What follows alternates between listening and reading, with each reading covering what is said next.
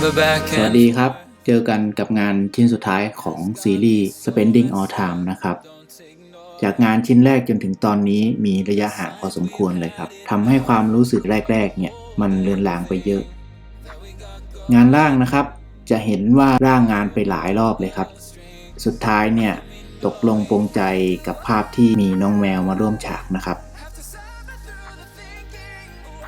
องค์ประกอบของงานร่างของผมนะครับทั้งซีรีส์เนี่ยผมได้วางไว้ว่าภาพแรกเนี่ยจะมีขนาดภาพที่กว้างหน่อยนะครับแล้วก็จะแคบลงมาเรื่อยๆจนถึงสุดท้ายจะเป็นภาพครึ่งตัวนะครับ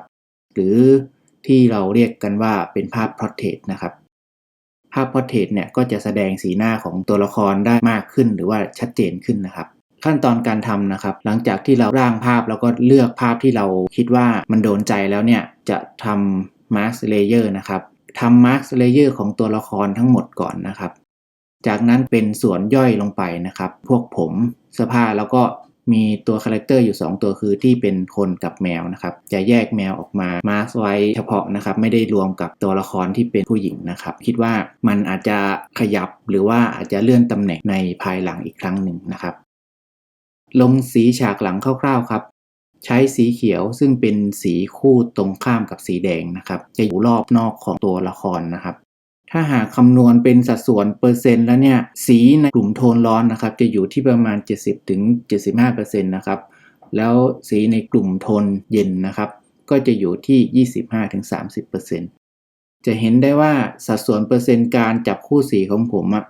จะใช้แบบนี้เป็นประจำนะครับซึ่งมันก็อยู่ในรูปแบบมาตรฐานที่เขาใช้กันนะครับแต่ถ้าจะนอกเหนือจากนั้นก็คงเป็นสูตรเฉพาะตัวนะครับหรือที่มีความเหมาะสมกับความหมายของงานนั้นๆจะเป็น90-10%หรือว่า50-50นะครับก็จะเป็นสูตรที่เลือกตามความเหมาะสมของหัวข้องานแสงเงาครับผมกำหนดแสงเงาจากใบหน้ามาก่อนนะครับเพราะคิดว่ามันเป็นจุดเด่นหรือว่าเป็นจุดสำคัญของงานชิ้นนี้นะครับเติมแสงสีเขียวให้พาดมาโดนตรงแถวส่วนตานะครับจะได้เป็นการเพิ่มจุดสนใจให้มากขึ้นแมวนะครับสร้างมาร์กรอบๆนอกนะครับให้เหมือนขนของแมวนะครับด้วยแปรงการเลือกแปรงนะครับควรเลือกแปรงที่มีลักษณะเหมือนขนนะครับจะได้ทุ่นแรงในการระบายนะครับใครที่ยังไม่มีแปรงที่ผมใช้นะครับไปโหลดได้นะครับผมจะแปะลิงก์ไว้ให้ระบายฉากหลังเพิ่มเติมครับไม่ได้ลงรายละเอียดให้มากนะครับเน้นที่เป็นรูปร่างรูปทรงนะครับและก็สีนะครับเพราะว่าจะเบลอฉากหลังมันอีกครั้งนะครับเส้นร่างนะครับเอามาใช้งานในบางส่วนครับเหลือในส่วนที่เป็นพวกเน้นจุดสำคัญนะครับเงานะครับเส้นที่เข้มๆนะเพราะพวกนี้จะทำให้ภาพคมชัดขึ้นได้นะครับทำละอองแสงรอบนอกนะครับให้มาโดนตัวละครเลยนะครับโดยใช้เลเยอร์ที่เป็นโหมด Overlay หรือว่า Screen Mode จะทำให้ตัวละครกับฉากนะครับมันอยู่ร่วมกันได้เก็บรายละเอียดใบหน้าตัวละครนะครับแสงเงาผมเติมกระเข้าไปด้วยครับ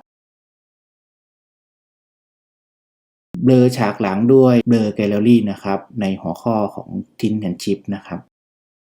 ผมไล่เกรเดียนด้านล่างนะครับให้เป็นสีเข้มนะครับส่วนด้านบนจะเป็นสีสว่างนะครับเหมือนมีไฟนีออนจากข้างบนนะครับเลเยอร์ฟิลเตอร์นะครับในการปรับความสว่างความเข้มโทนสีอีกครั้งหนึ่งนะครับลำดับการทำงานของผมก็จะเป็นแบบนี้ครับไปดูขั้นตอนทั้งหมดอีกครั้งครับขอให้สนุกกับการรับชมครับ Let's go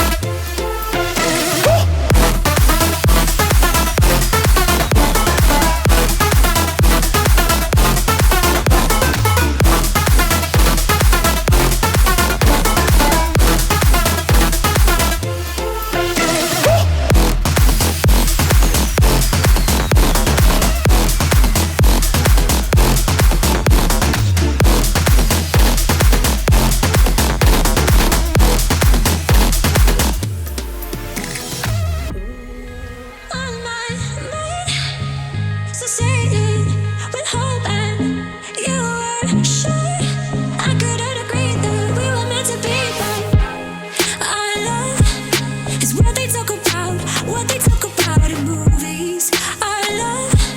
is what they talk about, what they talk about. Yeah, we were wild and free, and you know everything about me. So wild and free, and you know everything about me. You know everything about, you know everything about me. You know everything about, you know everything about me. You know everything about, you know everything about me. You know everything about, you know everything about me. You know everything about, you know everything about me. You know everything about, you know everything about. Save me from myself. I really need your help.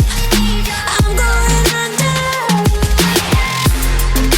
Save me from myself. All I really ever wonder is if I'm really going under. Yeah, we were wild and free, and you know everything about me. So wild and free, and you know everything about me. You know everything about, you know everything about me. You know everything about, you know everything about me. You know everything about, you know everything about me. You know everything about, you know everything about me. You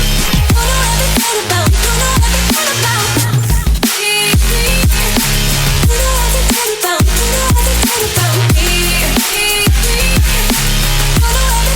know everything about me. You know everything about, you know everything about.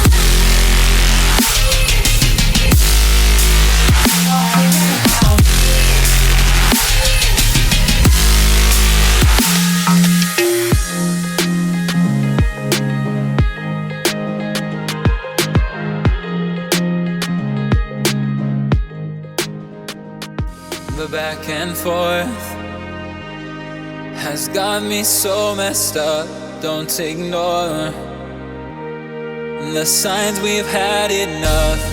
of the whole damn thing that we got going.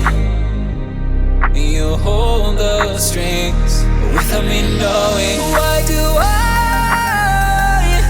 have to suffer through the thinking? Why do I have the feeling that we're sinking? I need to find a way. Find a way. Find a way. Find a way out. Find a way out. Find a way. Find a way out. Find a way out.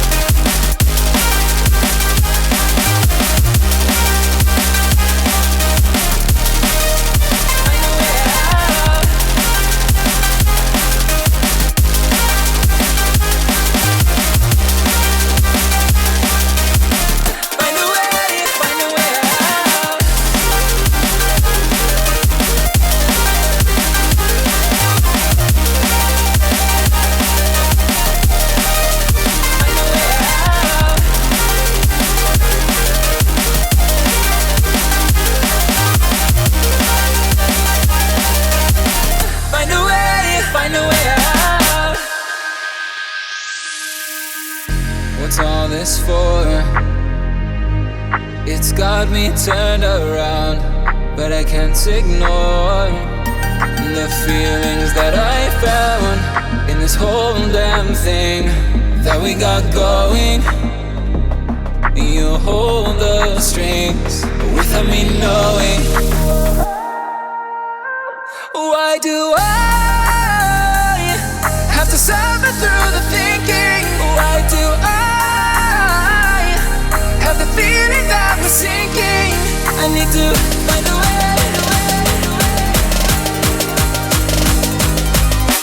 Find a way.